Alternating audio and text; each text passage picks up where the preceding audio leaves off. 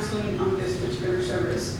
So the Rape Crisis Center is specifically geared to those who are victims of sexual assault, and it's the Rape Crisis Center. So their phone number is 210-349-RAPE, and they also have a chat line. Some of the services that they offer are counseling for the victim, family, and friends, because the sexual assault is not just going to affect the victim, it's going to affect the friends or family members as well. They offer support groups, and they also do community outreach through education. They also do what's called medical accompaniment, which is an individual being called out with the victim when a SANE exam is done. And what SANE stands for is Sexual Assault Nurse Examiner, which is a very thorough exam that is done where evidence is collected, and so that they can call somebody to be there with them during that process. Another place, and this is specifically geared basically for children, is Child Safe. Their phone number, 210-675-9000, well, it should have been 9,000. And it has their hours of operation there. And some of the services that they offer is counseling. They also perform forensic interviews, which is a team consisting of law enforcement and child protective services conducting specialized investigative interviews. So it's not like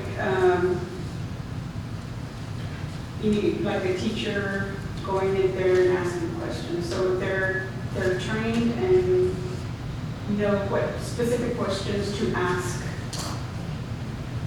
Another place that does offer counseling is Family Service Association. I know a long time ago, and this was prior to COVID, that they actually used to go and work with the families in the homes. So the main phone number, 210-299-2400. Their main address is 702 San Pedro. And some of the services and programs that they offer is counseling, education, job training, parent and community involvement. So I'm sure they would also offer like parenting classes, and I mean they've been around for a while, so I'm sure they have the quality staff necessary to be able to work with people. I would also like to talk, and many people never heard about crime victims compensation. It is a program through the Office of the Attorney General, and it's available to victims who, available to individuals who are victims of a violent crime. Sexual assault is considered a violent crime, so then somebody who is a victim of that would be eligible for crime victims compensation. One of the main things that they do help with is what's called rent and relocation. I help plenty of people with rent and relocation. And the thing is that I'm not going to tell you, nor are they going to tell you where you can move to. That is totally your decision. I have helped people move to California, Colorado, Virginia. So it's not like, okay, you live here in Kirby, then you have to go move to Universal City. It's totally your decision.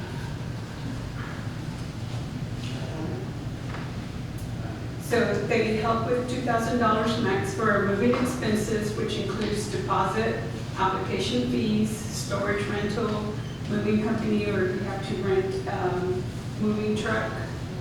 And they also help with up to $1,800 max for rental expenses.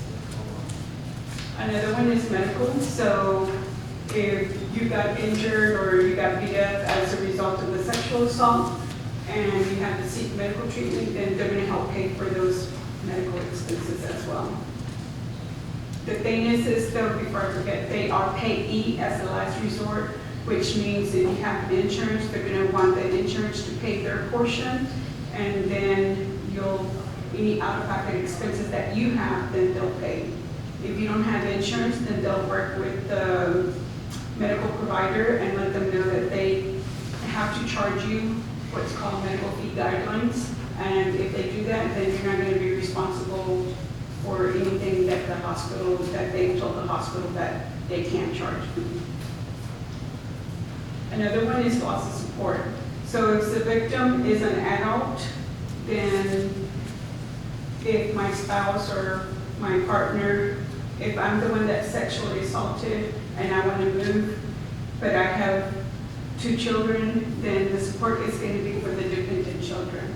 Unfortunately, there's many times where I've worked with child victims and the parents can't apply for loss of support because a minor child can't have dependents. That's not my guideline, that's the Attorney General's office. Another one is replacement of property seized as evidence. So if they've taken clothing, bedding, camera, phones, anything like that that's getting used in part of the prosecution, then they'll be able to get reimbursed for that at what face value is. So say for example, I paid $200 for my purse and they had to end up taking that as evidence, they're not going to pay me $200, they're going to pay me whatever the face value is.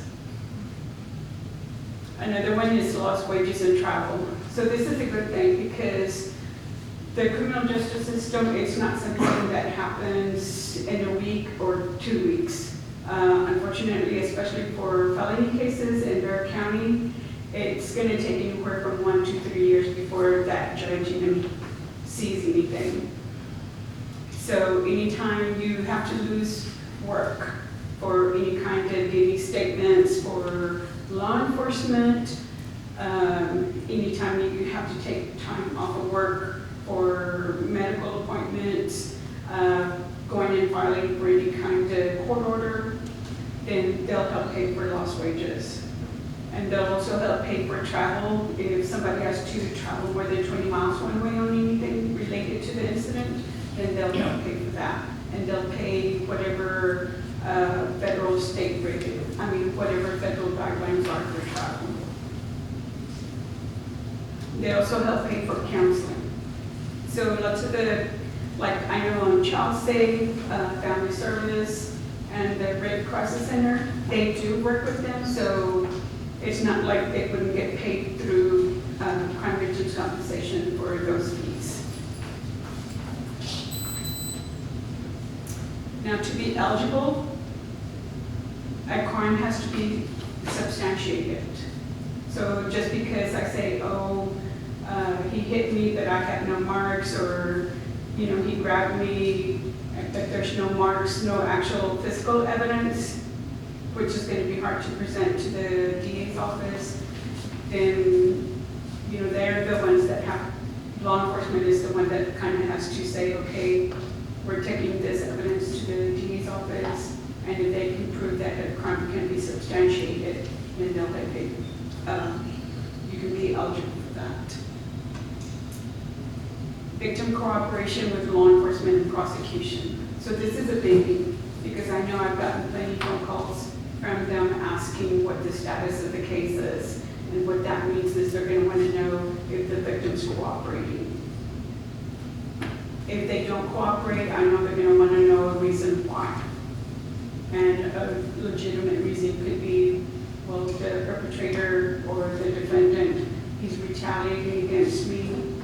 And you have to have those reports, because a long time ago it was like, if you don't have reports, if it's not reported, it didn't happen.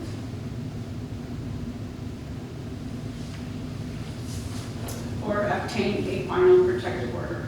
Filing for the protective order is not sufficient. You have to have the final protective order. How to apply, there's different ways that you can apply. One is definitely going on their website, and you can apply it online.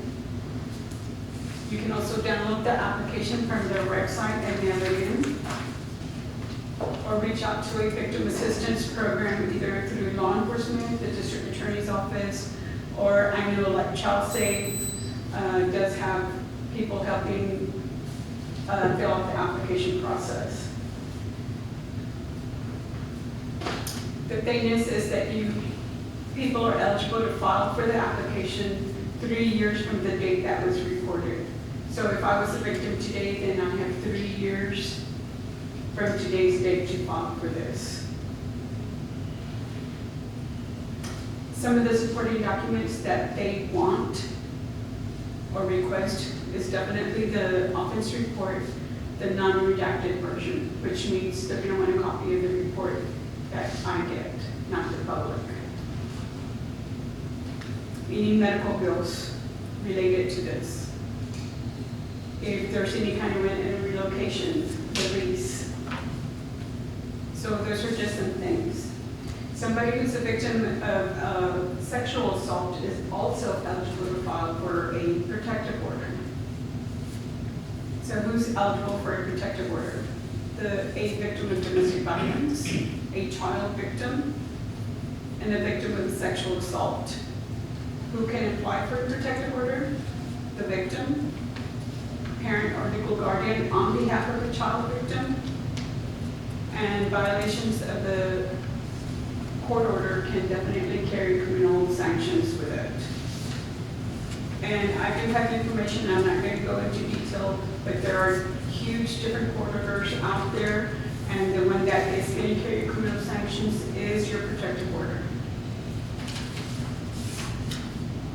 Where can you go? Bexar County Family Justice Center, which is a section of the district attorney's office. And to start the application process, because of COVID, you can definitely go online under BexarCountyProtectiveOrders.org. All in one word, everything has to be spelled out. Once the application process is started, you can't like get off, log off,